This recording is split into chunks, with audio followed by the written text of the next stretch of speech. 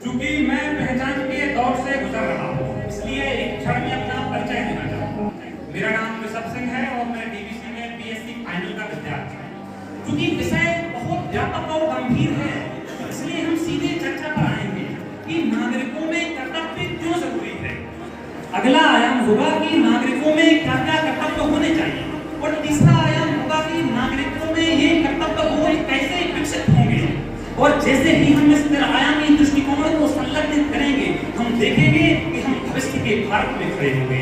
हम खड़े होंगे 2047 के भारत में। तो चलिए इस भविष्य की उड़ान में हमारा पहला आयाम कि नागरिकों में कर्तव्य क्यों जरूरी है। जिस तरीके से आत्मा विहीन भी महत्वपूर्ण नहीं होती, उसी भांति कर्तव्य विहीन नागरिक का कोई महत्व नहीं है, क्योंकि कर्तव्य विहीन नागरिक मानसिक तौर पर अपाहिज हो चुका होता है। कर्तव्य विहीन नागरिक नैतिक रूप से संकीर्ण, मानसिक तौर पर दिगौलिया, धार्मिक तौर पर अंधा, राजनीतिक तौर पर दंगा और शैक्षिक मूल्यों में शून्य पटे सन्नाटा के अंतरों में लटका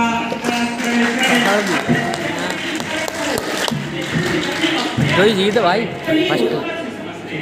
फर्स्ट प्राइज वही को बताती है कि 2021 में 36,700 महिलाओं ने रेप के केस दाखिल किए। ये हमें सबसे संकीर्ण की ओर दिखाता है। इंडियन एक्सप्रेस की रिपोर्ट बताती है कि कैसे 66 मिलियन लोग, लगभग 7 करोड़ लोग सोशल मीडिया के बेतहाशा प्रयोग से मानसिक तौर पर दिवालिया हो चुके हैं। आज लगातार टीवी डिबेट्स में उठने वाली धार्मिक टिप्पणियां इस देश की जनता को सांप्रदायिकता की आग में झोंक रही है। ये सब हम लोग देख रहे हैं। अगला राजनीतिक तौर पर दंगा, राजनीतिज्ञों पर क्या टिप्पणी करना। अभी हमने वर्तमान में देखा यूपी पैट की परीक्षा में 37 लाख विद्यार्थी रेलगाड़ियों में इस तरीके से जा रहे थे मानो कि वो ऑक्सीजन के लिए भी स्वयं को स्वर्ग का प्रतीक अनुभव कर रहे हैं। अब हम अपने अगले आयाम पर चलते हैं कि नागरिकों में क्या क्या कर्तव्य होने चाहिए। पहला, पर्यावरण के प्रति एक सुर सामूहिकता, क्योंकि पर्यावरण यदि अच्छा होगा तो संपूर्ण राष्ट्र का निर्माण होगा। क्योंकि इस जंगल में अकेले मेरा घर नहीं आता, यदि हम चलेंगे तो सारे ही चलेंगे। उदाहरण के तौर पर दिल्ली को उठाते हैं, उदाहरण के तौर पर दिल्ली को उठाते हैं। जलती पराली और सीवन की बदहाली, जलते सैकड़ों तक, जलते सैकड़ों तक, हम सबने सब कुछ देखा।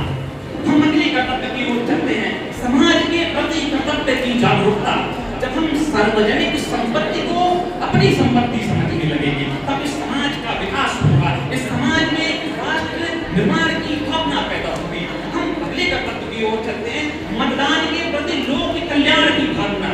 मतदान में धर्म, संप्रदाय, जाति, लिंग से ऊपर उठकर हमें मतदान करना होगा। ऐसे व्यक्ति को मतदान करिए जिस राष्ट्र के निर्माण में अपना योगदान दे। हम अगले कर्तव्य की ओर चलते हैं, राजनीतिक विचारों के प्रति प्रामाणिक आलोचना। आप किसी भी सत्ता के समर्थक हो सकते हैं, ये मायने नहीं रखता, लेकिन यदि आपसे आपकी विपरीत सत्ता का समर्थक वाला व्यक्ति बात करता है तो आप उससे वैचारिक मतभेद रखिए, आप उसके जानी दुश्मन मत बनिए। हम अगले कर्तव्य की ओर चलते हैं, शिक्षा और जागरूकता के प्रति आकर्षण। क्योंकि जब हम शिक्षित हो जाते हैं तो हम सामाजिक, आर्थिक और राजनीतिक दृष्टिकोण से सोचने लगते हैं। जब हमें जागरूकता का भाव पैदा हो जाता है तो हमें चिंतन, मनन और विश्लेषण की क्षमता जन्म ले लेती है। हम अगले कर्तव्य की ओर चलते हैं, जीवों के प्रति सहृदय समर्पण। क्योंकि गली गली भटकता जीव मजबूर, थकान से चूर, भूख की हताशा लिए, टूटी हुई आशा लिए मानवीय दलदल में फंसा जा रहा है। वो पूछ रहा था मुझसे कि ऐ मानव, इस प्रकृति में मैं भी हिस्सेदार हूँ तेरा। अपने घर की खिड़की खोल कर देखो, मैं लंबी से मरा जा रहा हूँ, मैं तुमसे डरा जा रहा हूँ, मैं रोता, तड़पता, बहकता, ससकता इस मानवीय दलदल में फंसा जा रहा हूँ। उसकी हताश आंखें और ससकती हुई सांसें मुझसे पूछ रही थी, क्या ये मानव मुझे देखता नहीं है? मैं नहीं पाया, मैं चुप सा रह गया। चलिए खैर छोड़िए, हम अपने अगले आयाम की ओर चलते हैं कि नागरिकों में कर्तव्यबोध कैसे विकसित होगा। हमें धर्मनिरपेक्षता की ओर जाना होगा। अब हमें धर्म से बातचीत करनी होगी।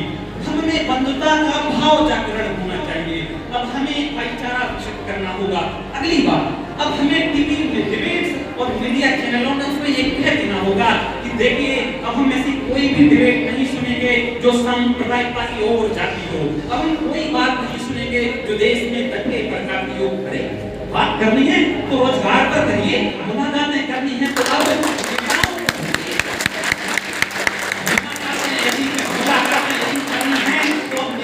छोड़िए, टीवी स्टारों को छोड़िए, समाज सेवी विद्वानों और वैज्ञानिकों से मुलाकात करिए।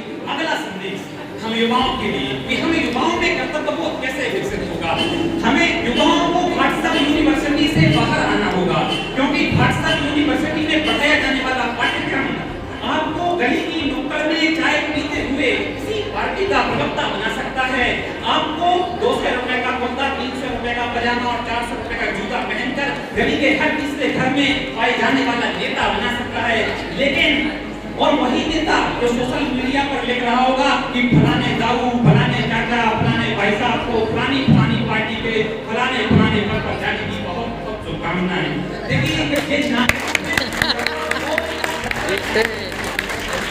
ये नागरिकों में कर्तव्यबोध का जागरण नहीं होने देता। और जैसे ही हम इस आयामी दृष्टिकोण को जोड़ देते हैं, हम खड़े होते हैं भविष्य के भारत में। वो भारत जो संविधान निर्माताओं के दीर्घकालिक विचारों का सपना था, वो भारत जहाँ धर्म की परे बात होती थी, वो भारत जहाँ प्रतिष्ठा और अवसर की क्षमता थी, वो भारत जहाँ विचार, विश्वास, अभिव्यक्ति, धर्म और उपासना की स्वतंत्रता होगी, वो भारत जहाँ हम शिक्षा के लिए, रोजगार के लिए बात कर रहे होंगे।